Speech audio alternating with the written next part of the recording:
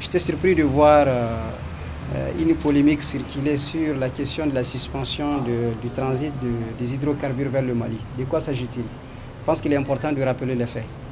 Il s'agit en effet, ou du moins il s'agit d'une décision que nous avons prise il y a quelques semaines de cela, qui est liée particulièrement à 5 autorisations que j'ai signées personnellement, d'autorisation de transit du super, c'est-à-dire de l'essence, qui viendrait du Nigeria vers le Mali.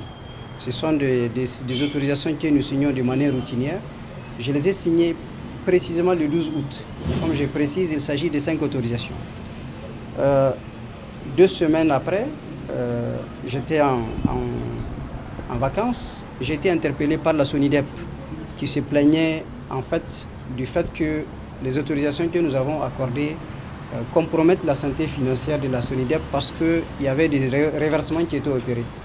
C'est-à-dire que les hydrocarbures, en particulier l'essence qui était censé transiter du Nigeria vers le Mali en passant par le Niger, est reversé sur le territoire nigérien à raison du différentiel des prix parce que l'essence coûte moins cher au Nigeria qu'au Niger et par conséquent les concernés ou les bénéficiaires de ces autorisations profitaient pour reverser ces hydrocarbures ici. Après analyse et avec vidéo à l'appui, la SONIDEP m'avait convaincu effectivement de l'existence de cette fraude et c'est sur cette base-là que j'ai demandé à l'administration douanière de suspendre.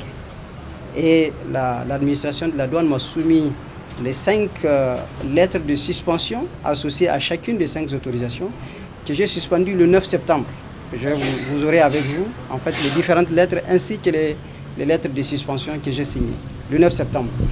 Mais à la suite de cette décision, j'ai demandé au directeur général de douane de prendre une note pour notifier cette décision aux unités douanières qui sont au niveau des frontières, tant à l'entrée qu'à la sortie, pour que cela soit officiel.